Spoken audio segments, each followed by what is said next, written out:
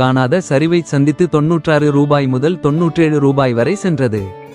இதனை தடுக்க இந்திய ரிசர்வ் வங்கி சந்தையில் அதிரடியாக தலையிட்டு டாலர்களை விற்பனை செய்ததால் ரூபாய் மதிப்பு வலுவடைந்து 95 ரூபாய் 69 பைசா ஆக மீண்டது. இது வெளிநாட்டு முதலீட்டாளர்களின் அச்சத்தை குறைத்துள்ளது. நிறுவனங்களின் 4ஆம் காலாண்டு முடிவுகள்.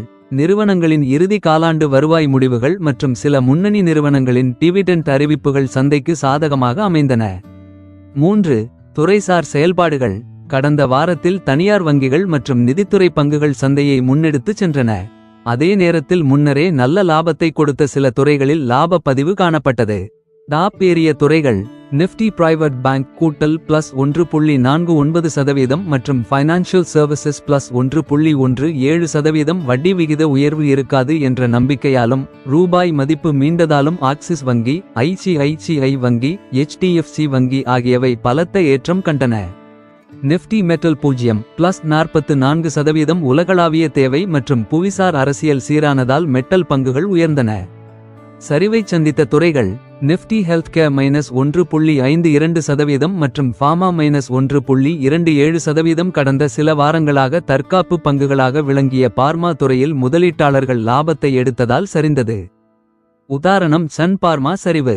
Nifty media -1.47%. விளம்பர வருவாய் குறைவு மற்றும் பலவீனமான அவுட்லுக் காரணமாக சரிவைச் சந்தித்தது.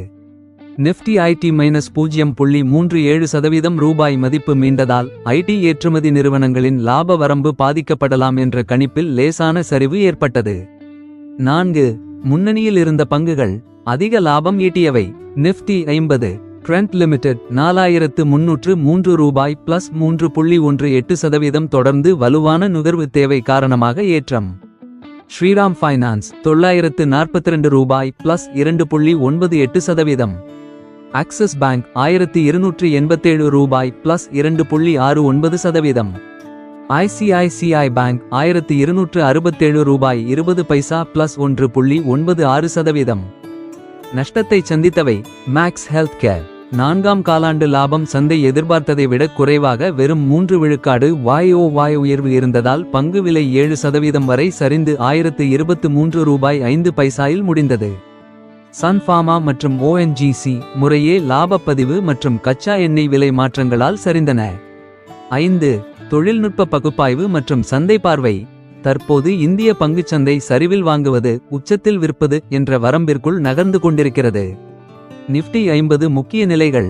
உடனடி ஆதரவு எல்லை 23600 முதல் 23550 வரை. இந்த நிலைக்கு கீழ் சென்றால் 23400 வரை